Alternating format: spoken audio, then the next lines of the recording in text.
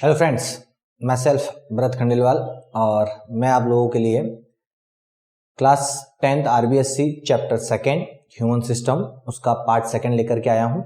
हमने अभी तक जो डाइजेस्टिव सिस्टम है उसका स्ट्रक्चर हम पढ़ रहे थे, उसमें हम लोग इसोफेगस तक का मैंने आपको स्ट्रक्चर थोड़ा सा समझा दिया था। अब उसके आगे का जो पार्ट है वो हम लोग समझते हैं one by one.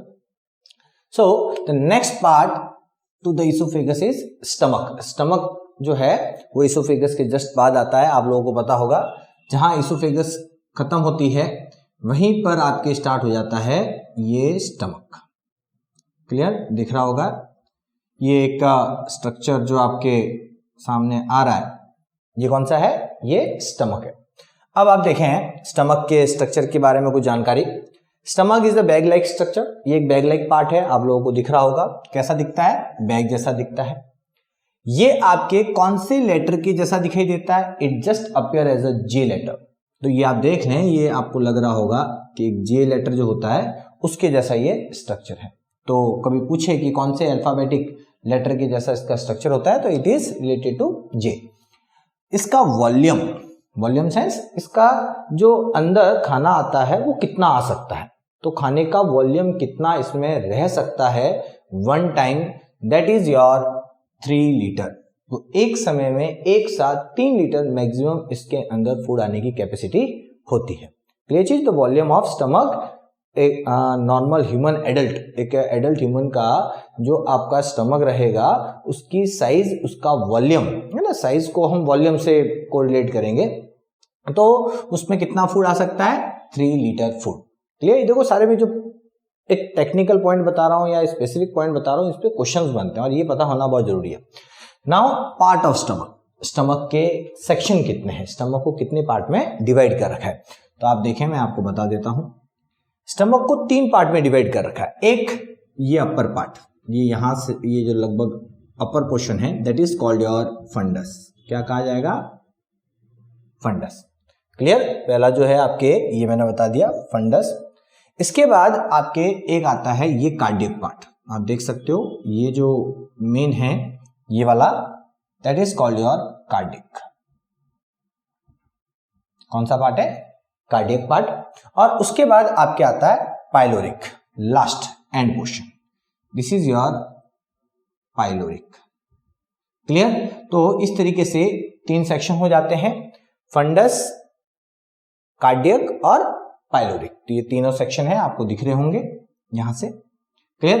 Pyloric and part है और स्टार्टिंग जो पोर्शन है वो आपका ऊपर की तरफ जो फंडस जो है वो हो गया।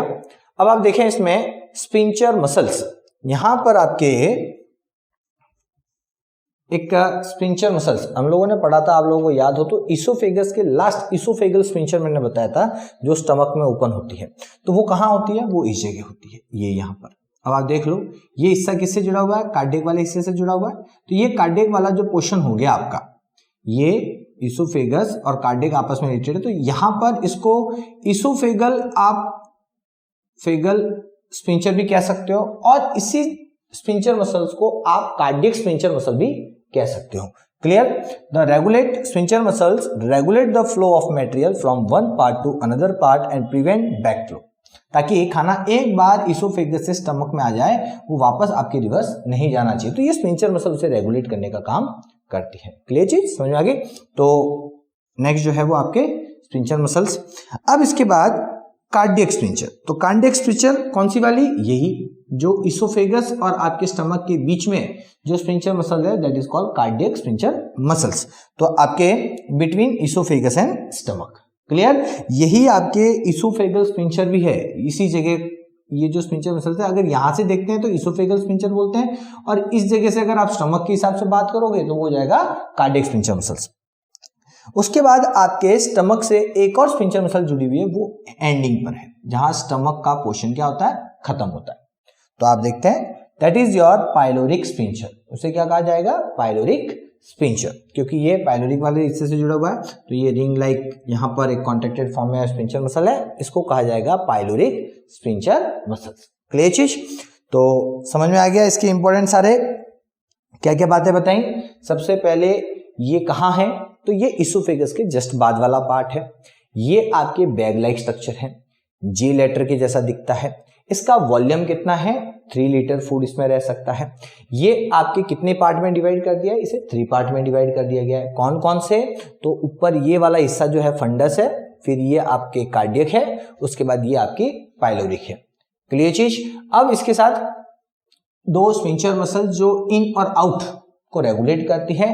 तो इन वाली जो है वो इसोफेगल स्फिंक्टर, या उसे हम लोग बोलेंगे कार्डियक स्फिंक्टर। क्या बोलेंगे, कार्डियक स्फिंक्टर। और या फिर लास्ट एंड पर जो स्फिंक्टर मसल है उसे हम लोग बोलेंगे पाइलोरिक स्फिंक्टर मसल। क्लियर। इनका काम क्या है, कार्डियक जो खाना आ रहा है उसे रेगुलेट कर रहा है ताकि वापस पीछे भी ना जाए, थोड़ा थोड़ा आता रहे। और पाइलोरिक जो है ये क्या करता है, यहां से खाना थोड़ा थोड़ा करके नेक्स्ट पार्ट, ये नेक्स्ट पार्ट कौन सा होता है, दैट इज कॉल्ड डिओडिनम। कौन सा है, डिओडिनम। ये नेक्स्ट पार्ट जो है स्टमक के बाद आ रहा है, दैट इज डिओडिनम। क्लियर। तो कुछ जानकारी आप लोगों को समझ में आ गई होगी, स्टमक से जुड़ी हुई जो बहुत इंपॉर्टेंट है, ये आप लोगों को ध्यान रखना है। क्लियर। चलते हैं आगे। अब आपके इसमें नेक्स्ट स्मॉल इंटेस्टाइन। अब यहां से जो नेक्स्ट पार्ट आपके स्टार्ट हो रहा है वो कौन सा वाला है, that is your small intestine. Digestive system का डायग्राम आप लोगों के सामने होना चाहिए। बुक है तो बुक खोल लें, या फिर आप खुद बना करके उसे अपने सामने रखें ताकि जब मैं समझाऊं तो आप लोग प्रॉपर्ली उसे समझ सकें। अब आप देखें स्मॉल इंटेस्टाइन कहां से स्टार्ट होती है, कि जहां आपका ये एक तरीके से खत्म होता है, यहां से ये समझ लोगे इस जगह आपका स्टमक खत्म हो गया। इसके बाद वाला जो पोर्शन है दैट इज योर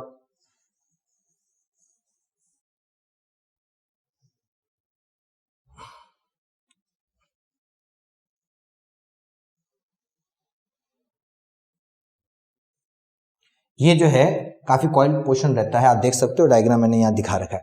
तो ये जो पूरा पोर्शन है that is your small intestine, जो स्टमक के जस्ट बाद में होता है। क्लियर। अब ये भी आपके कई सेक्शन में बांट रखा है, आप देख सकते हो इसके कई अलग अलग कलर। पहला ये दिख रहा है, इसके बाद ये सेक्शन है, उसके बाद ये सेक्शन है। ठीक है। तो 3 चीज है, मैं अभी बताता हूं आपको।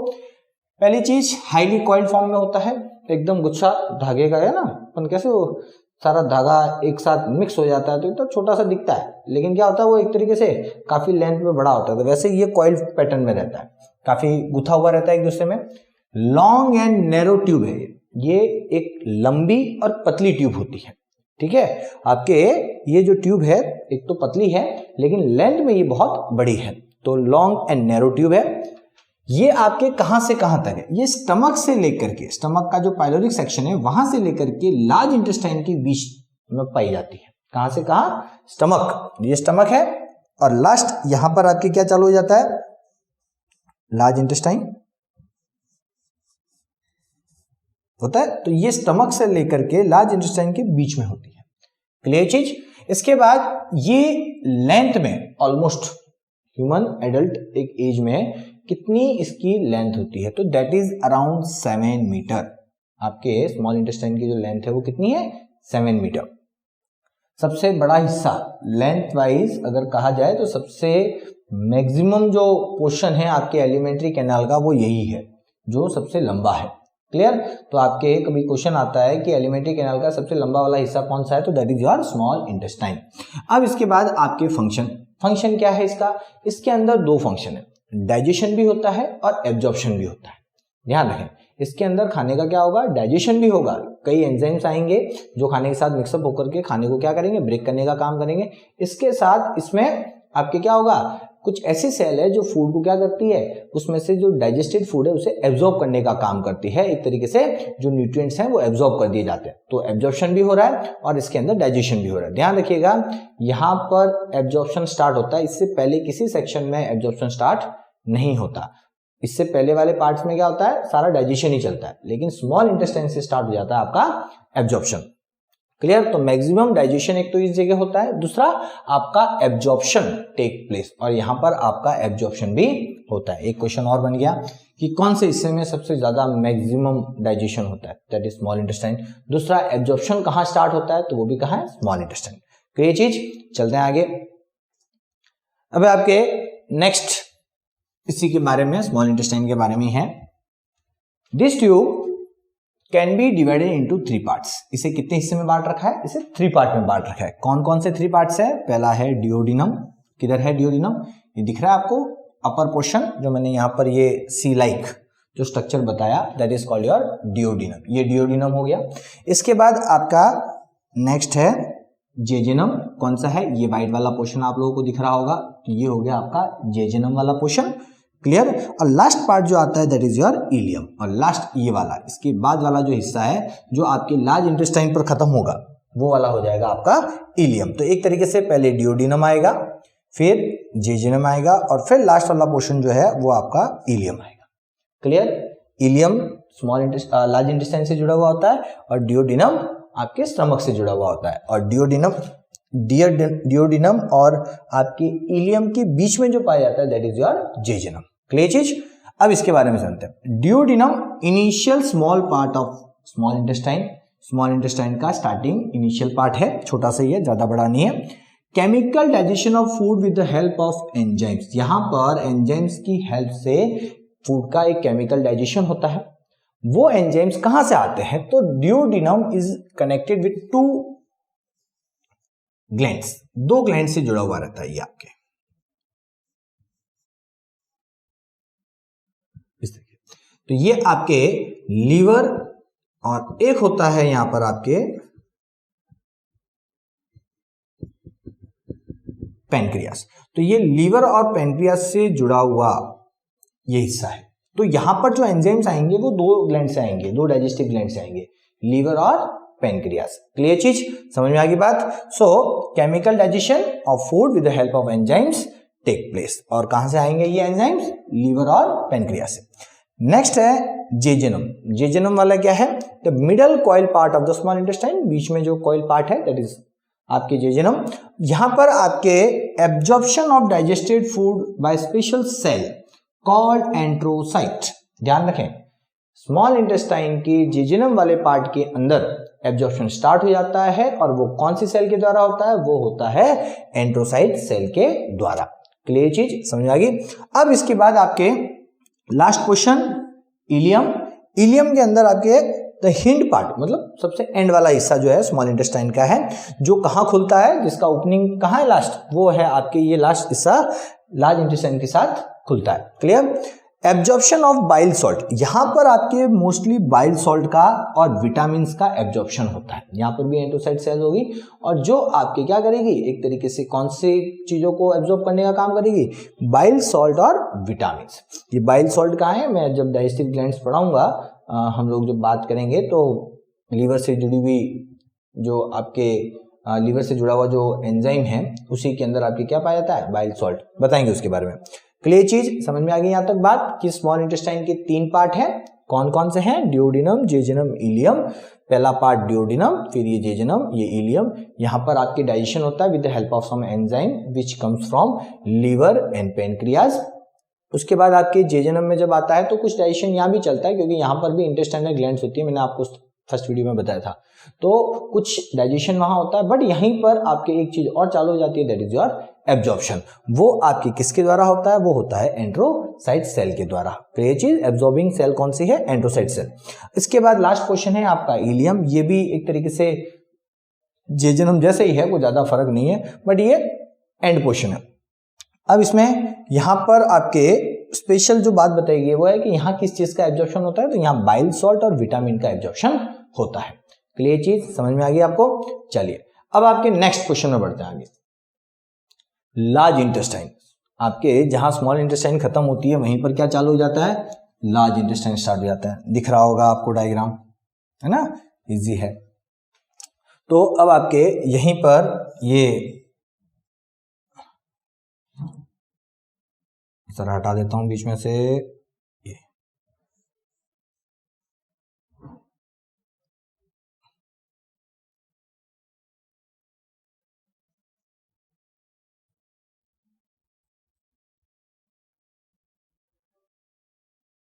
अब देख लें तो स्मॉल इंटेस्टाइन जहां खत्म हुई वहीं से स्टार्ट हुआ आपका लार्ज इंटेस्टाइन। तो ये दिख रहा है आपको डायग्राम, प्रॉपर है। इसके सेक्शन समझते हैं अपन। Large intestine fermentation of undigested food by special micro organism present here. एक स्पेशल चीज इसके बारे में कि यहाँ पर फर्मेंटेशन होता है, जो भी अनडाइजेस्टेड फूड यहाँ पहुंचता है, जो डाइजेस्ट हो गया वो यहाँ तक हो गया, उसके बाद जो फूड डाइजेस्ट नहीं हुआ वो कहाँ आ गया, वो यहाँ आया। अब अनडाइजेस्टेड फूड का यहाँ पर क्या होता है, आपके फर्मेंटेशन होता है, वो डिकम्पोज होता है, और यहाँ पर कुछ स्पेशल माइक्रो ऑर्गेनिज्म प्रेजेंट होते हैं जो उसका फर्मेंटेशन करते हैं, है ना। गैस बनती है ना, अपन बोलते हैं कि भाई खाना सही से नहीं पचता तो गैस बननी चालू होती है, और वो एक्चुअली जो गैस बनती है वो यहाँ पर पाए जाने वाले माइक्रो ऑर्गेनिज्म की वजह से बनती है, वो डिकम्पोज करती है। It absorb water and minerals. यहाँ पर क्या काम होता है, यहाँ वाटर और मिनरल का एब्जॉर्प्शन होता है। जो खाना यहाँ पहुंच जाता है, काफी सारी चीजें यहाँ एब्जॉर्ब हो चुकी, बट उसमें जो वाटर और मिनरल जो बच जाते हैं, जो यहाँ तक पहुंच चुके हैं, उनका एब्जॉर्प्शन आपके लार्ज इंटेस्टाइन के अंदर होगा। क्लियर चीज। इसके बाद it secretes mucus for the lubrication of faeces. यहाँ पर आपके जो भी वेस्ट जो यहाँ से एनएस से बाहर निकलता है, दैट इज कॉल्ड फीसेस। तो उस फीसेस को लुब्रिकेट करना बहुत जरूरी है, क्योंकि वो जब वाटर उसमें से एब्जॉर्ब हो जाएगा तो इट बिकम ड्राई, और ड्राई मटेरियल ट्यूब के अंदर फ्लो करना बहुत मुश्किल है। यहाँ पर पेरिस्टाल्टिक मूवमेंट चलेगा, उस जो अनडाइजेस्टेड फूड है उसका मूवमेंट आगे करना है, लेकिन वो थोड़ा सा क्या होना चाहिए, लुब्रिकेटेड होना बहुत जरूरी है। अगर लुब्रिकेटेड नहीं है तो वो इजीली मूव नहीं करेगा। तो उसके लिए क्या होता है, यहाँ पर म्यूकस सीक्रेट होता है, जो जैसे ही यहाँ पर आपके अनडाइजेस्टेड फूड आ जाता है उसमें से वाटर एब्जॉर्ब होना चालू हो जाता है, लेकिन इसके ऊपर क्या आता है, म्यूकस आना चालू होता है, और म्यूकस इसके ऊपर पूरा फैल जाता है, जिसकी वजह से ये लुब्रिकेट होता है और इजीली इसके अंदर क्या करता है, ट्रेवल करता है। ये चीज समझ में आ गई बात। तो यहाँ पर लुब्रिकेशन ऑफ फीसेस, जो वेस्ट है उसका लुब्रिकेशन किसके द्वारा होगा, म्यूकस के द्वारा होगा। क्लियर चीज समझ में आ गई बात, ताकि डिफिशिएशन मतलब फीसेस का आपके बॉडी से बाहर जाना, वेस्ट का आपकी बॉडी से बाहर जाना इजी हो जाए। चले नेक्स्ट। अब लार्ज इंटेस्टाइन जो है इसके पार्ट्स को समझते हैं। ये जो स्ट्रक्चर है ये कितने पार्ट्स में बांट रखा है। लार्ज इंटेस्टाइन जो है वो आपके 3 मेजर पार्ट में बांट रखा है, उसके भी सब डिवीजन है वो समझते हैं। तो मैं ये बिठा देता हूं, यहां से दिख नहीं रहा होगा आपको। चलिए, तो अब आप देखें, large intestine is divided into 3 major parts. ये 3 मेन हिस्सों में बांट रखा है। पहला है सीकम, ये आपको येलो पोर्शन यहां पर लाइट दिख रहा है, स्टार्टिंग बहुत छोटा सा हिस्सा है आपका, that is called caecum. Clear चीज, ये ज्यादा बड़ा नहीं होता, 10 सेंटीमीटर इसकी साइज है। The terminal portion of caecum having a 3 to 4 inch vestigial organ. आपके सीकम के लास्ट हिस्से पर आप देखो, यहाँ पर एक छोटा सा हिस्सा है जो 3 से 4 इंच का होता है, जो एक वेस्टिजियल ऑर्गन है। वेस्टिजियल ऑर्गन के बारे में जानते हैं, ऐसे ऑर्गन जिनका बॉडी में कोई रोल नहीं है, आज वो हमारी बॉडी में कोई उसका फंक्शन नहीं है, वो हो तो भी कोई फर्क नहीं पड़ता, नहीं हो तो भी कोई फर्क नहीं पड़ता, तो मतलब उसका हमारे बॉडी से कोई मेन फंक्शन में उसका कोई पार्टिसिपेशन नहीं है। तो ऐसे पार्ट्स को कहा जाता है वेस्टिजियल ऑर्गन। और यहां पर एक वेस्टिजियल ऑर्गन है, वो कौन सा है आपका, जिसे बोलते हैं वर्मीफॉर्म अपेंडिक्स। नाम सुना होगा, अपेंडिक्स बोलते हैं। कई लोगों को अपेंडिक्स का दर्द होता है और उसकी वजह से वो अपेंडिक्स काट करके अलग कर दी जाती है। अब अगर इंपॉर्टेंट पार्ट होता तो उसे कट करके अलग नहीं करना, उसको ठीक करना पड़ता। लेकिन यहाँ पर क्या करते हैं, वो जैसे ही वो पेन करना चालू करता है, प्रॉब्लम करना चालू करता है, डॉक्टर सजेशन लेता है, भाई ऑपरेशन करो, इसे काट करके बॉडी से अलग कर दो। क्यों? क्योंकि ये वेस्टिजियल ऑर्गन है। क्लियर चीज। तो यहाँ पर आपके वर्मीफॉर्म अपेंडिक्स किससे जुड़ा हुआ आता है, कौन से पार्ट से जुड़ा होता है, that is related to caecum, part of large intestine. चलिए नेक्स्ट आपका है कोलन। नेक्स्ट पार्ट कौन सा है, कोलन। कोलन कहां से है ये देख लो, यहां से लेकर के ऑलमोस्ट यहां तक ये कोलन है। क्लियर, काफी बड़ा हिस्सा है। लार्ज इंटेस्टाइन के सबसे लेंथ में बड़ा हिस्सा आपका कोलन ही है, लगभग 1.3 मीटर लेंथ कितनी दी हुई है, 1.3 मीटर। तो अब ये जो शेप है आप देख लो, इन्वर्टेड यू, उल्टा यू है ना, यू ऐसा होता है, ये ऐसा है, ये यू आ गया आपका एक तरीके से। क्लियर चीज, तो ये उल्टे यू के आकार में बना हुआ है। चलिए, it is divided into 4 part. अब आप देखें इसमें भी 4 पार्ट बना रखे हैं इन्होंने, क्योंकि काफी लेंथ में बड़ा है तो इसको 4 सेक्शन।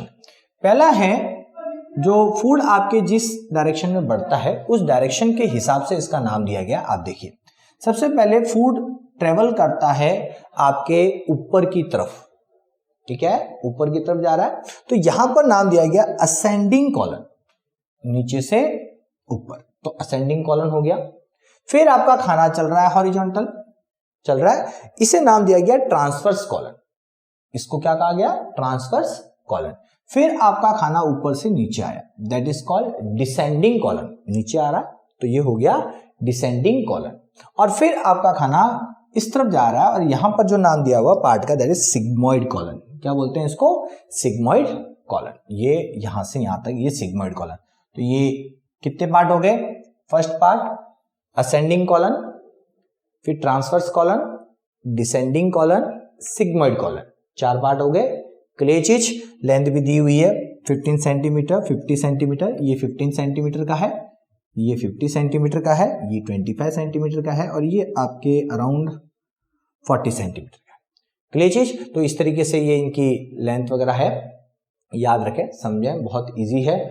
देखो, जो मैं डायरेक्ट पॉइंट्स आपको बताता हूं, जो वैल्यूज बताता हूं या जो नाम टर्मिनोलॉजीज बताता हूं, उन्हें आप जितना ज्यादा याद करोगे बायोलॉजी में वो बहुत इंपॉर्टेंट है।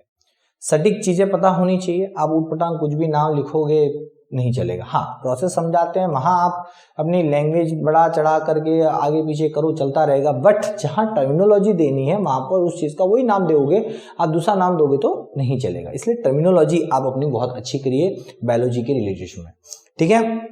चलिए, अब नाउ नेक्स्ट जो है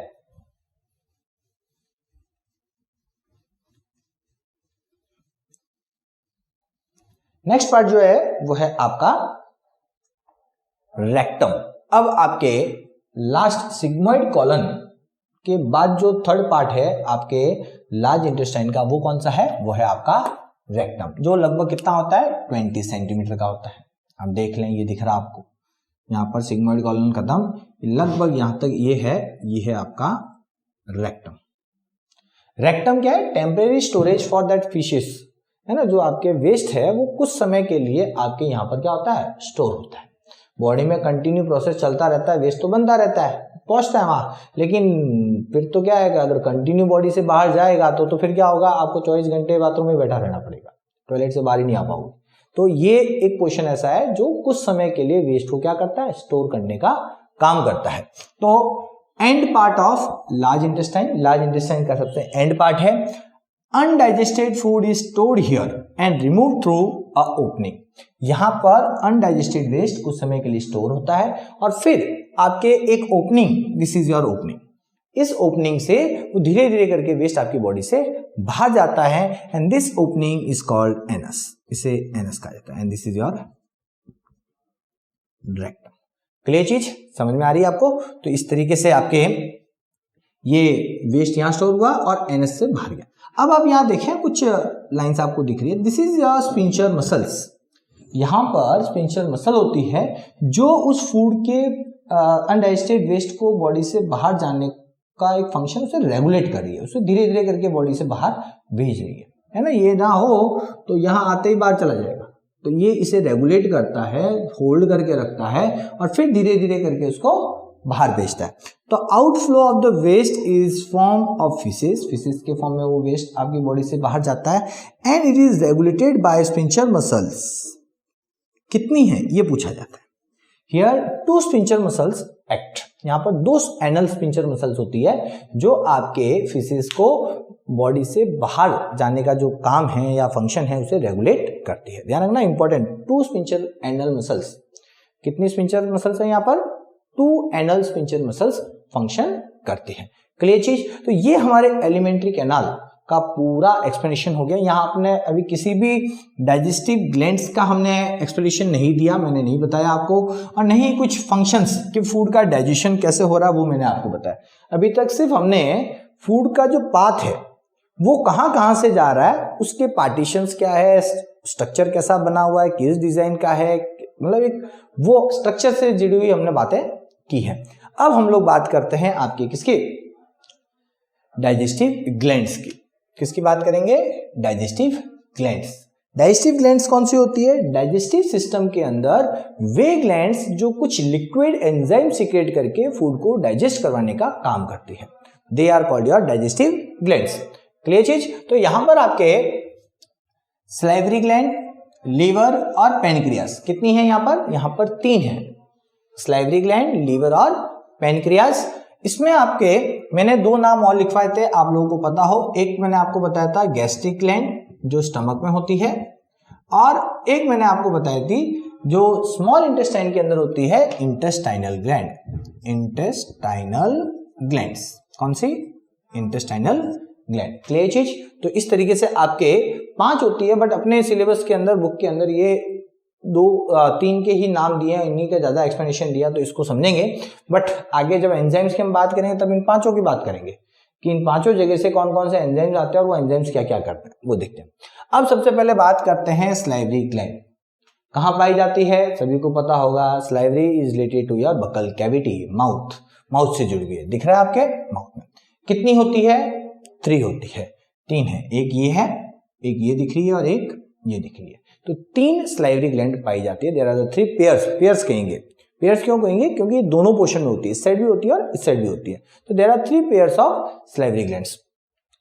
नाउ सी, ये क्या सीक्रेट करती है? सलाइवरी ग्लैंड का काम क्या है? ये सलाइवा सीक्रेट करती है। इनसे जो लिक्विड निकल रहा है, जो माउथ में आ रहा है, that is called your saliva. थूक बोलते हैं ना अपन, तो वो that is called your saliva. Clear? Saliva is watery mixture. ये पानी जैसा लिक्विड होता है, पानी से एक मतलब वाटर के साथ मिक्स हुआ हुआ एक मिक्सचर है, ये कह सकते हैं आप। That contain सेरस। सेरस कौन सा हिस्सा हो गया? जिसमें एंजाइम्स पाए जाते हैं। क्या पाए जाते हैं? एंजाइम्स। कौन सा एंजाइम? नाम याद कर लें, बहुत इंपॉर्टेंट है। अमाइलेज या फिर टाइलिन। पी साइलेंट है। टाइलिन या फिर अमाइलेज, कई जगह सलाइवरी अमाइलेज भी बोलते हैं। तो कौन सा एंजाइम होता है इस सलाइवा के अंदर? सलाइवरी अमाइलेज या फिर टाइलिन एंजाइम्स पाया जाता है। इसके साथ आपके होता है म्यूकस। इसमें सेरस आ गया, सेरस के साथ क्या ऐड हो गया? म्यूकस। और फिर ये जो पानी जैसा जो मिक्सचर बनता है, that is called your saliva. इसे हम लोग बोलते हैं सलाइवा। तो saliva is the mixture of serous and mucus. Serous कौन सा हिस्सा हो गया? जिसमें एंजाइम्स पाए जाएंगे, और प्लस म्यूकस हो जाएगा, चिपचिपा। आपने देखा होगा एकदम चिकना ये होता है, तो ये म्यूकस की वजह से होता है। एंड ये जो मिक्सचर है that is called your saliva. Clear चीज। चलिए, फंक्शन ऑफ सलाइवा। अब जो एंजाइम इसमें या जो सलाइवा बन रहा है, इस सलाइवा का बेसिक रोल क्या है हमारे डाइजेस्टिव सिस्टम में? कुछ इसका इंपॉर्टेंट फंक्शन होगा, तो फंक्शन करके समझें। It help to digest the starch. आप ध्यान रखें, अमाइलेज का फंक्शन आ गया, यहाँ पर टाइलिन का फंक्शन आ गया कि ये एंजाइम हमारे माउथ में सीक्रेट होता है और खाने के साथ जैसे ही मिक्सअप होता है, ये फूड में से जो आपके स्टार्च होता है, starch is one type of glucose और शुगर, एक तरीके की हमारे क्या है, ये ग्लूकोज या शुगर है या कार्बोहाइड्रेट आप कह लो, उसको डाइजेस्ट करने का काम करता है। तो ये आपके कार्बोहाइड्रेट को क्या कर रहा है? जो फूड के अंदर जो कार्बोहाइड्रेट है उसे डाइजेस्ट करने का काम कर रहा है। तो ये एक तरीके से कार्बोहाइड्रेट डाइजेस्टिंग एंजाइम्स, ध्यान रखना, एंजाइम्स का classification on the basis of which nutrient they are digesting. कौन से न्यूट्रिएंट को वो डाइजेस्ट कर रहे हैं, कौन से न्यूट्रिएंट को ब्रेक कर रहे हैं, उसके आधार पे भी इनके क्लासिफिकेशन होते हैं। तो कभी पूछ लेते हैं, right the name of any 2 carbohydrate digestive enzymes. तो एक आपके यहाँ क्लियर है, अमाइलेज, सलाइवरी अमाइलेज कह लो यहाँ पर, या टाइलिन कह लो। ये आपके saliva also help in lubricating.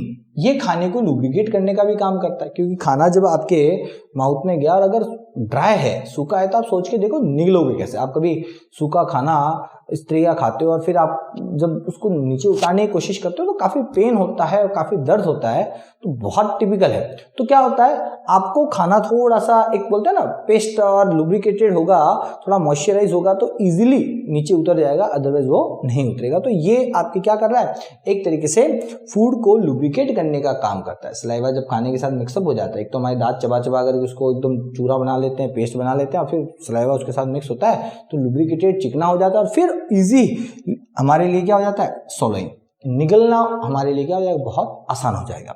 समझ आई बात। It also help in cleaning teeth, buccal cavity and tongue. इसका एक और फंक्शन है, इसमें कुछ एंटीसेप्टिक कंटेंट भी होते हैं जो आपके माउथ को जम्स फ्री रखने का काम करते हैं। एनी टाइम हमारे माउथ में जम्स आते रहते हैं, तो उनसे कैसे प्रोटेक्ट करना, माउथ को कैसे बचाना, तो वो है आपकी सलाइवा का काम है कि आपकी टीथ, बकल कैविटी और टंग को साफ रखने का काम करते हैं। सलाइवा नहीं बने तो आपके माउथ से बहुत ज़्यादा बुरी स्मेल वगैरह आनी चालू हो जाएगी। जो बैक्टीरिया और माइक्रो ऑर्गेनिज्म जो माउथ में आएंगे उनका जो रोल रहेगा उसकी वजह से बहुत स्मेल आती है। लेकिन जो आपका सलाइवा होता है वो कंटिन्यू उनको एक तरीके से क्या होता है, किल करने का या उन्हें वहां से हटाने का काम ये करता रहता है। तो इस तरह के आपकी क्या हो गया, ये क्लीनिंग का काम हो गया। किस किस का, टीथ, बक्कल कैविटी और टंग का। समझ आ गई बात। तो ये है आपके सलाइवरी ग्लैंड के बारे में। फर्स्ट यहां पर मैंने नाम बताया, आपको बताया ये कि 3 होती है, तो तीनों के नाम आपको याद करने पड़ेंगे और तीनों का जो फंक्शन और लोकेशन आपके एग्जाम में कई बार पूछी जाती है। मैं आप लोगों को बता देता हूं, आप देख लीजिए यहां पर क्या है। एक तो type of salivary gland, gland का नाम आपको याद करना है। तो 3 ग्लैंड कौन कौन सी है, एक है parotid, largest salivary gland. The important question, which is the largest salivary gland, that is the parotid salivary gland. कहां है, ये रही, आप देखो ये हमारे कान के जस्ट पास में इस जगह पाई जाती है, चिक पर। तो ये आपके कहां है, चिक पर पाई जाती है। ये सेरस फ्लूइड क्रिएट करता है, मतलब इसमें एंजाइम सबसे ज्यादा होता है। सेरस हुआ मतलब क्या है, जिसमें एंजाइम ज्यादा होगा। फिर आपके दूसरी है सब मैक्सिलरी या सब मैंडिबुलर बोलते हैं उसको, क्या बोलते हैं, सब मैक्सिलरी या सब मैंडिबुलर। ये आपके लोअर जॉ में पाई जाती है। आप देख लो ये लोअर जॉ जो है, इस लोअर जॉ के इस वाले हिस्से में ये पाई जाती है। क्लियर चीज, दोनों तरफ होगी, इधर भी होगी और इधर भी होगी। तो इसको सब मैंडिबुलर या सब मैक्सिलरी, अकॉर्डिंग टू लोकेशन इसका नाम दिया गया ये। तो सब मैंडिबुलर या सब मैक्सिलरी इसे कहते हैं, लोअर जॉ में पाई जाती है। और ये सेरस और म्यूकस दोनों का सिक्रेशन करता है, म्यूकस भी सिक्रेट होता है और सेरस एंजाइम भी सिक्रेट होता है। उसके बाद है आपके सबलिंगुअल। सबलिंगुअल कहाँ, ये रहा। लिंगुअल बेसिकली हमारे टंग के लोअर पोर्शन की हम बात कर रहे हैं। तो टंग के नीचे लोअर जॉ से कनेक्टेड ये आपके रहती है। तो सबलिंगुअल जो है बिलो टंग पाई जाने वाली सलाइवरी ग्लैंड है, कौन सी वाली, ये वाली। क्लियर चीज। और ये सीक्रेट करती है म्यूकस। इससे मोस्टली जो निकलता है वो क्या होता है, म्यूकस होता है। इसमें सेरस वाला एंजाइम वाला पोर्शन नहीं होता। क्लियर चीज। तो इस तरीके से ये 3 सलाइवरी ग्लैंड्स हो गई आप लोगों की, जो तीनों के नाम आप याद कर ले, तीनों की लोकेशन याद कर ले, और तीनों से किस तरीके का सिक्रेशन आ रहा है वो आप अच्छे से याद कर ले। क्लियर, इजी है। चलिए तो बढ़ते हैं आगे आपके।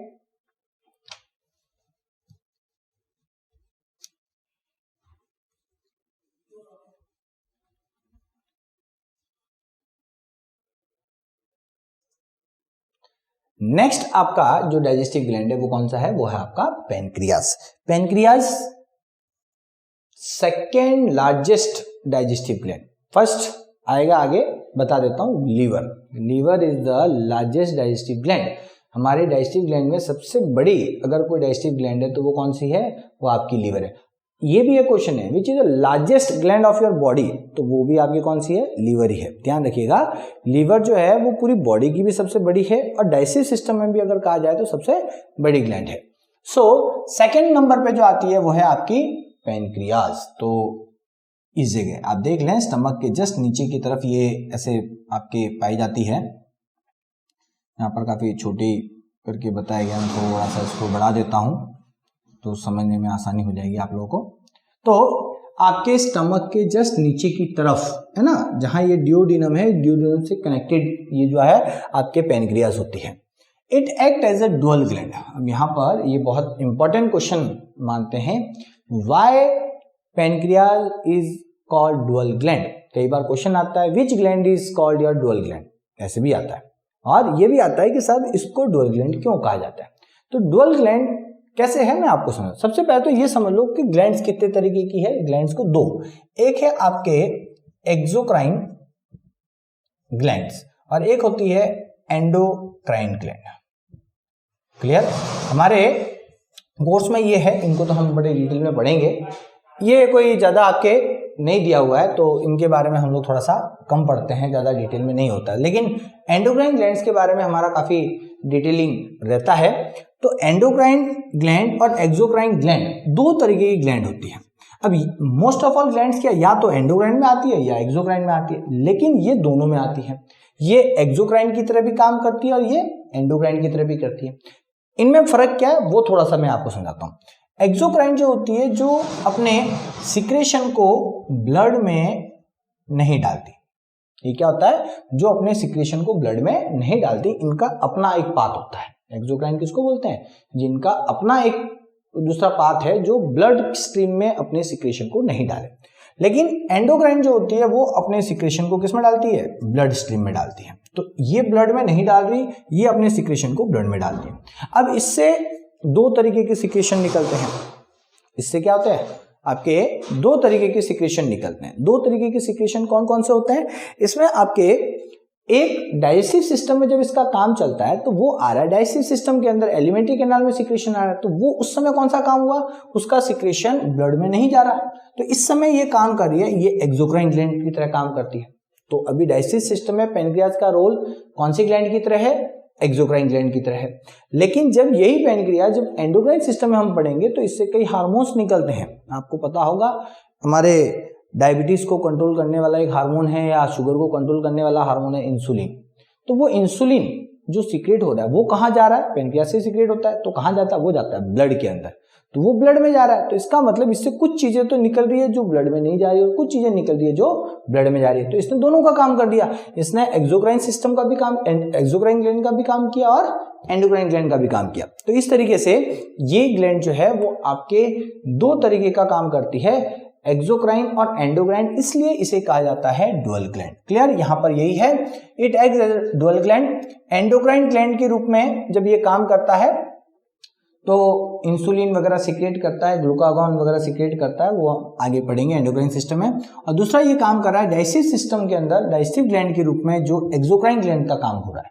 Clear, as a endocrine gland it secrete insulin and glucagon, insulin और ग्लूकागॉन सीक्रेट करता है। और डाइजेस्टिव ग्लैंड के अंदर ये क्या सीक्रेट करता है, ये पैनक्रियाटिक जूस सीक्रेट करता है। पैनक्रियाटिक जूस जो डाइजेस्टिव जूस होगा, जो आपके खाने को डाइजेस्ट करने का काम कराएगा। अब इसके बाद लोकेशन, ये है कहाँ, below the stomach in the curve of duodenum. Duodenum का जो ये सी लाइक कर्व है, इसके उस पार्ट से जुड़ा हुआ रहता है ये। क्लियर, कहाँ, स्टमक के नीचे और डियोडिनम का जो कर्व है वहां पर। इसके बाद आपके 6 to 8 इंच इसकी लेंथ होती है। इसकी जो लेंथ है वो कितनी होती है, 6 to 8 इंच।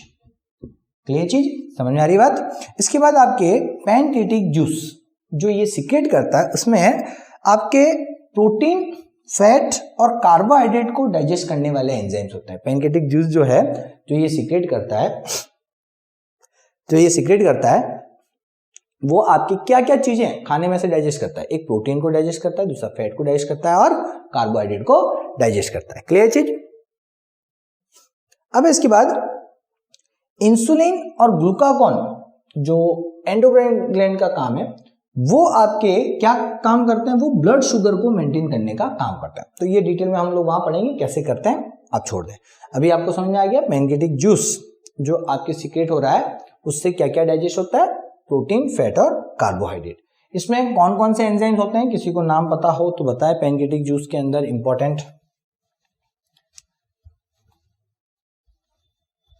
किसी को याद है दिमाग में लाएं, लास्ट ईयर आप लोगों ने पढ़े हैं। दो बहुत इंपॉर्टेंट है, ट्रिप्सिन और आपके एक और है, बताइए, ट्रिप्सिन और लाइपेस। कौन सा है, ट्रिप्सिन और लाइपेस। चले आगे, चलिए अब देखें आगे, लीवर। दूसरा जो आपके इस सिस्टम से जुड़ा हुआ, इस पार्ट से जुड़ा हुआ, डियोडिनम से जुड़ा हुआ एक और है, एक और ग्लैंड है, वो है आपके लीवर, लार्जेस्ट डाइजेस्टिव ग्लैंड और largest gland of our body. अब आप देखें ये ट्रायंगुलर शेप की होती है। शेप पूछे तो आप देख लो, ये कैसा दिख रहा है, कुछ ट्रायंगल जैसा दिख रहा है, तो ये ट्रायंगुलर शेप का है। ये डिवाइडेड इनटू 2 डिफरेंट लोब्स, इसे 2 लोब्स के अंदर डिवाइड किया गया है, 2 सेक्शन इसके माने गए हैं। आप देख लें, यहां से ये थोड़ा सा सेक्शन बढ़ जाता है, यहाँ पर एक थोड़ा सा पार्ट है, ये 2 पार्ट में बटा हुआ है। तो ये 2 पार्ट राइट लोब और लेफ्ट लोब, इसे क्या बोलते हैं, राइट लोब। अब आप देखें, अगर आप इस तरीके से खड़े हैं यहां पर, तो आपका इस जगह पाया जाता है। तो इस साइड वाला जो पोर्शन हुआ, कौन सा वाला, ये वाला, ये राइट लोब हो गया, और इस साइड वाला जो हुआ ये क्या हो गया, लेफ्ट लोब हो गया। क्लियर, सीधा सा है, जो राइट साइड में है वो राइट लोब है, जो लेफ्ट साइड में है वो लेफ्ट लोब है। Liver made around 1 lakh small hexagonal structure. ये लीवर जो है कई छोटे छोटे हेक्सागोनल स्ट्रक्चर, लगभग 1 लाख हेक्सागोनल स्ट्रक्चर जो है उनसे मिलकर के बना हुआ होता है। And they are called liver lobules. उन छोटे हेक्सागोनल स्ट्रक्चर को क्या कहा जाएगा? Liver lobules. लीवर का काम, लीवर नहीं, लीवर के ये कंपोनेंट जो लीवर लोब्यूल्स है वो करते हैं। जब ये लीवर लोब्यूल्स काम करते हैं तो कहा जाता है लीवर काम कर रहा है। क्लियर? तो उसके लीवर के फंक्शनल और स्ट्रक्चरल जो फंडामेंटल यूनिट है वो कौन सा हो गया? वो हो गया आपके लीवर लोब्यूल्स। कितने पाए जाते हैं एक लीवर में? अराउंड 1 लाख। क्लियर चीज? Next, liver produces bile juice which is temporary stored in gall bladder. अब आप देखें हैं कि लीवर जो होता है वो जूस सीक्रेट करता है, उस जूस को वो क्या करता है? डायरेक्ट आपके डाइजेस्टिव सिस्टम में डाल देता है या एलिमेंट्री कैनाल में डाल देता है? नहीं, ये अपने लिक्विड को एक अलग पार्ट, एक टेम्परेरी स्टोरेज बना रखा है इसने, उसके अंदर पहले स्टोर करेगा। तो यहां से जो बनेगा वो पहले आपके गॉल ब्लैडर में आएगा। किसमें आएगा? गॉल ब्लैडर में। दिख रहा होगा नाम? नहीं दिख रहा है? लिख लेता हूं, गॉल ब्लैडर। तो गॉल ब्लैडर एक टेम्परेरी स्टोरेज है। अब कैसे है कि देखो हमारे घर में किचन है और किचन का एक स्टोर रूम होता है। क्यों बनाते हैं स्टोर रूम, या क्या जरूरत है उसकी? कि भाई आपको जब भी खाना बनाना है तो सामान जो भी चाहिए खाना बनाने के लिए, क्या आप डेली खाना बनाने से पहले आधे घंटे पहले मार्केट जाकर के सारा सामान लेके आते हो? रोज ऐसा करते हो क्या? नहीं।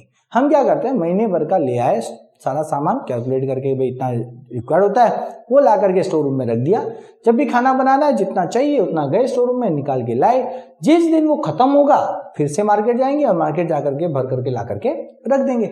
यही काम आपके यहाँ होता है कि लीवर बार बार काम हर थोड़ी थोड़ी देर में काम नहीं करेगा, वो एक साथ काम करता है, काफी मात्रा में डाइजेस्टिव जूस क्रिएट कर लेता है और उसे वो क्या करता है? गॉल ब्लैडर में स्टोर कर देता है। और उसके बाद जैसे जैसे आपके एलिमेंट्री कैनाल में फूड आता है, जब इसकी जरूरत होती है तब ये क्या करता है? थोड़ा थोड़ा करके इसको सीक्रेट करता रहता है। क्लियर चीज? तो आपके एक तरीके से ये एक स्टोरेज है, एक टेम्परेरी स्टोर रूम है। एक तरीके से हमारे घर में जैसे होता है स्टोर रूम, वैसे ये स्टोर रूम है कि जो यहां से निकलने वाला सिक्रेशन, नाम भी याद करना है, लीवर क्या सिक्रेट करता है? बाइल जूस सिक्रेट करता है। उस सिक्रेशन को नाम दिया गया है बाइल जूस।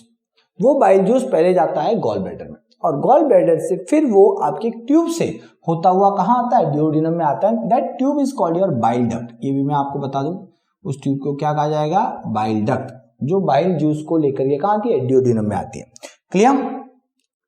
अब आप यहां देखें गॉल ब्लैडर में आपके ये स्टोर होता है। तो गॉल ब्लैडर में जब ये बाइल जूस स्टोर होता है तो गॉल ब्लैडर राइट लोब से भी जुड़ा हुआ है, लेफ्ट लोब से भी जुड़ा हुआ है। तो दोनों से वो आपके हेप्टिक डक्ट और एक है सिस्टिक डक्ट। ठीक है, इनके बारे में डिटेल बड़ी क्लासों में आ जाएगा। अभी आप सिर्फ नाम याद कर लें कि गॉल ब्लैडर में हेप्टिक और सिस्टिक डक्ट के द्वारा क्या होता है? लिक्विड आकर के क्या होता है? स्टोर होता है। और उसके बाद ये बाइल डक्ट से होता हुआ कहां जाता है? ड्यूओडेनम में चला जाता है। क्लियर चीज? Then bile juice release from gall bladder as it required duodenum. जैसे जैसे ड्यूओडेनम में इसकी जरूरत पड़ेगी ये बाइल डक्ट से होता हुआ आपके ड्यूओडेनम में जाएगा। क्लियर? समझ में आ गई बात? यहाँ पर बहुत इजी है, मैंने बहुत सिंपल वे में आपको बताया। जो इंपॉर्टेंट रिलेटेड पॉइंट्स है वही मैं आप लोगों को बता रहा हूँ। Biology is a vast subject, जितना अंदर जाओगे डीप आता जाएगा, कहीं कोई पार्ट नहीं है। अब आपको सर ये नहीं बताया वो नहीं बताया, तो आपके कोर्स में होगा तो जरूर बताऊंगा, नहीं है तो बताने की आई डोंट थिंक कि नेसेसरी है, कोई जरूरत है। अदरवाइज क्या हो जाएगा, कई सवाल आ जाएंगे और फिर सब चीज़ों का आंसर आपके अभी 10th लेवल पे देना हमारे लिए भी सही नहीं रहता है, क्योंकि ज़्यादा उलझाएंगे तो आप लोग कंफ्यूज हो जाओगे, क्योंकि पूरी बात बता नहीं पाएंगे, बहुत डिटेल है। और जब डिटेल नहीं बताएंगे तो खाली क्वेश्चन अननेसेसरी आपके दिमाग में क्रिएट करके तो क्या मतलब है। ठीक है, तो आप ध्यान रखें। तो ये हो गया आपके लीवर के बारे में। नाउ नेक्स्ट, यहां पर आपके दिए हुए हैं function of various digestive juice. अलग अलग डाइजेस्टिव जूस जो हमारे बॉडी में सिक्रेट होते हैं, यहां पर हम बात करेंगे कुछ नाम। देखो अब ये याद हो सके तो जरूर करो, क्योंकि काफी इंपॉर्टेंट है। ठीक है, ज्यादा भी आप उसमें ऐसा नहीं है कि आप इसको पूरा याद करना या सारे रखने जरूरी है याद करने, बट मुझे ऐसा लगता है कि ये कुछ नाम हैं, कोशिश करोगे इजीली याद हो जाएंगे, कोई बड़ी बात नहीं है। नहीं, कई बच्चे बोलते हैं इतना सारा कैसे याद करें, तो मैं कहता हूं कि कुछ इंपॉर्टेंट है वो तो याद करने ही करने, सारे करने की जरूरत नहीं है, लेकिन अगर कोशिश करोगे तो सारे डाइजेस्टिव जूस के नाम याद हो जाएंगे, उनके एंजाइम्स के नाम याद हो जाएंगे और उनका फंक्शन याद हो जाएगा। ट्राई इट, कोशिश करके देखिए। चलिए सबसे पहले बात करते हैं माउथ बकल कैविटी में आपकी क्या पाई जाती है, स्लाइवरी ग्लैंड। स्लाइवरी ग्लैंड से निकलने वाला liquid that is called saliva. Saliva में कौन सा एंजाइम होता है, टाइलिन या स्लाइवरी अमाइलेज। क्लियर चीज। अब फंक्शन समझें तो अमाइलेज का फंक्शन, टाइलिन का फंक्शन क्या है, कॉम्प्लेक्स शुगर। कॉम्प्लेक्स शुगर कौन सी होती है, स्टार्च और ग्लाइकोजन जैसी जो शुगर, स्टार्च प्लांट से मिलता है, ग्लाइकोजन एनिमल बेस्ड फूड जो होता है, मीट वगैरह जो हम खाते हैं उसमें मिलता है। तो स्टार्च और ग्लाइकोजन जो है वो एक तरीके कॉम्प्लेक्स शुगर है। उन शुगर को जो पॉलीसैकेराइड कैटेगरी में आती है, इसमें भी आपके मोनोसैकेराइड और पॉलीसैकेराइड कैटेगरी की शुगर्स होती है, तो ये पॉलीसैकेराइड कैटेगरी की है। तो इन पॉलीसैकेराइड स्टार्च और ग्लाइकोजन जो कॉम्प्लेक्स शुगर है उसे वो सिंपलर शुगर में कन्वर्ट करता है। कौन सी, मेल्टोज में। तो ध्यान रखें, मोस्टली क्वेश्चन यहां से होता है कि स्टार्च को मेल्टोज में कन्वर्ट करने का काम करता है, मतलब कॉम्प्लेक्स शुगर को सिंपल शुगर में कन्वर्ट करने का काम होता है। इसके बाद बात आती है स्टमक की। अब स्टमक के अंदर कौन सी ग्लैंड है, gastric gland. Gastric juice secrete होता है, गैस्ट्रिक ग्लैंड से निकलने वाले जूस को क्या बोलेंगे, गैस्ट्रिक जूस। गैस्ट्रिक जूस में दो एंजाइम इंपॉर्टेंट है, और भी हो सकते हैं बट दो एंजाइम बहुत इंपॉर्टेंट है। कौन से, पेप्सिन और रेनिन। प्रोटीन और केसिन, मैं आपको बताऊं, ये दोनों प्रोटीन डाइजेस्टिव एंजाइम है।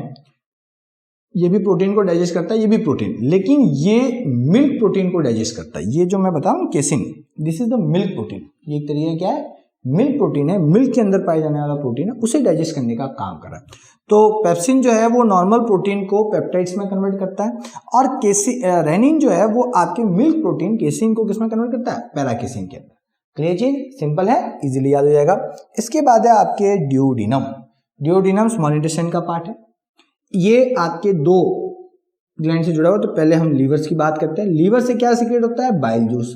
बाइल जूस में इंपॉर्टेंट कंपोनेंट है आपका बाइल सॉल्ट। क्या है, बाइल सॉल्ट। और ये आपके बिगर फैट ग्लोब्यूल्स, ये आपके करता क्या है, ये जो फैट के बड़े बड़े ग्लोब्यूल्स होते हैं। अब मैं यहां आपको बताऊं कि जब आपका खाना स्टमक से इसमें आता है ड्यूओडेनम में, ये ठीक है, तो जैसे ही खाना यहाँ आता है तो खाने के अंदर फैट के बड़े बड़े पार्टिकल्स होते हैं, बड़े बड़े ग्लोब्यूल्स होते हैं। अब ये बड़े बड़े जो ग्लोब्यूल्स हैं ये डाइजेस्ट करने हैं, इनको क्या करना है, डाइजेस्ट करना है। अब डाइजेस्ट करने के लिए एंजाइम्स प्रॉपर एक्ट करेंगे तो डाइजेस्ट हो जाएगा, लेकिन बड़े पार्टिकल्स पर एंजाइम्स इफेक्टिव नहीं हो पाते, एंजाइम जो है वो इफेक्टिव नहीं होते। तो खाने के टुकड़े की साइज जितनी ज्यादा छोटी होगी, फूड पार्टिकल की साइज जितनी ज्यादा छोटी होगी, उतना एंजाइम उस पे एक अच्छे से काम कर पाएगा। अब ये फैट के जो बड़े ग्लोब्यूल्स हैं तो ये आपके छोटे करने बहुत जरूरी है, क्योंकि काफी साइज बड़ी होती है। तो यहाँ पर जो बाइल जूस आपका सीक्रेट होता है, पहले जाता है गॉल ब्लैडर में और फिर गॉल ब्लैडर से कहाँ आएगा, आपके ड्यूओडेनम में। तो जब ये बाइल जूस यहाँ से आएगा तो ये बाइल जूस का काम डाइजेशन नहीं है, ये ध्यान रखिएगा, बाइल जूस डाइजेशन नहीं कर रहा। बाइल जूस बाइल सॉल्ट के द्वारा आपके खाने को खाने के अंदर जो फैट है उस फैट के पार्टिकल्स को छोटा कर रहा है। एक तरीके से क्या कर रहा है, उन छोटे छोटे टुकड़ों में उसको तोड़ देगा। क्लियर, ये क्या है, फैट ग्लोब्यूल। तो फैट ग्लोब्यूल्स जो बड़े थे उन्हें स्मॉलर फैट ग्लोब्यूल्स के अंदर ब्रेक कर रहा है। ध्यान रखिएगा, बाइल सॉल्ट, बाइल जूस में कौन सा सॉल्ट है, बाइल सॉल्ट। नेचर भी बता दूं, ये एक बेसिक नेचर का सॉल्ट होता है जो इस पूरे को बेसिक बनाता है। यहाँ पर ये एसिडिक हो जाता है, आगे जब मैं पूरा प्रोसेस एक साथ बताऊंगा तब मैं आपको पूरी बात बताऊंगा, ठीक है।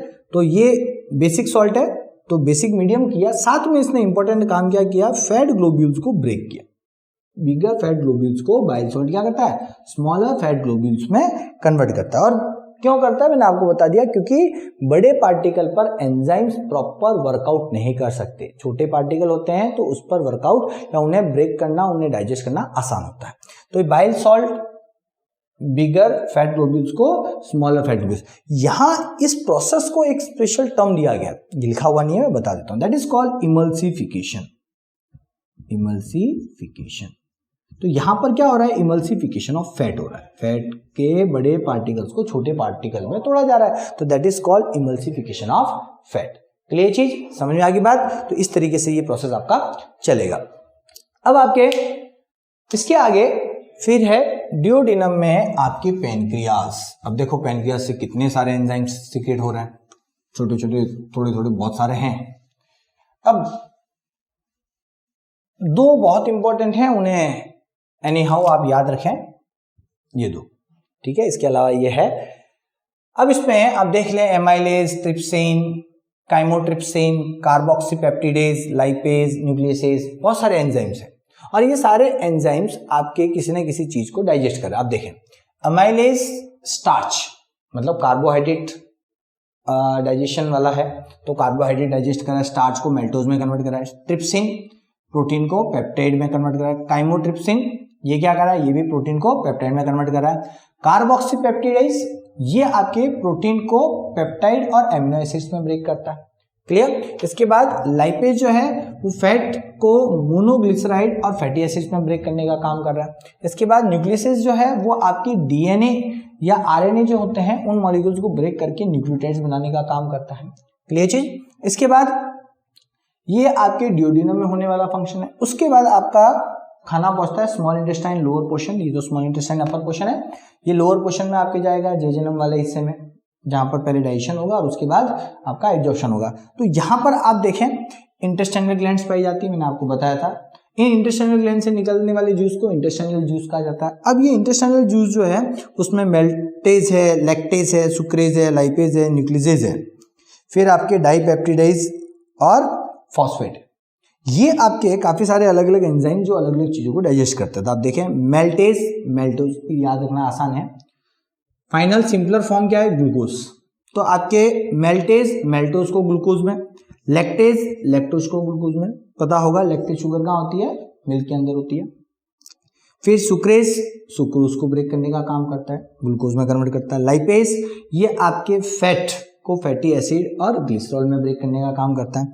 फिर न्यूक्लियसेज, न्यूक्लियसेज यहाँ पहले भी आया था, वही है आपके न्यूक्लिक एसिड, वही आरएनए डीएनए वाले जो हैं इनको न्यूक्लियोसाइड्स ऑफ और ग्लूकोज न्यूक्लियोटाइड्स के अंदर ही, कहने का मतलब वही है न्यूक्लियोटाइड्स के अंदर ही कन्वर्ट करने का काम करता है। ठीक है, ये सिंपलर पैटर्न, मतलब ये थोड़े से कॉम्प्लेक्स है और फिर इसको थोड़ा सा सिंप्लीफाई कर देते हैं। ठीक है, डाइपेप्टिडेज, तो डाइपेप्टाइड्स को एमिनो एसिड्स में ब्रेक करने का काम हो रहा है। और फॉस्फेट क्या करते हैं, आपके न्यूक्लियोटाइड्स को नाइट्रोजन बेस प्लस राइबोस के अंदर ब्रेक करने का काम करा। ठीक है, काफी डिटेल में बहुत ज्यादा अंदर जाने की जरूरत नहीं है, कुछ कॉमन फंक्शन है। मैं पूरा एक साथ अब आपको आगे फंक्शन बताने वाला हूँ कि पूरा डाइजेस्टिव सिस्टम का अगर आपको कहा जाए कि एक्सप्लेन करो, पूरा एक साथ लिखना है, तो फिर आप इतना सब तो लिखने जाओगे तो मेरे ख्याल से आप 1.5-2 घंटे तो एक ही प्रोसेस पे चला जाएगा।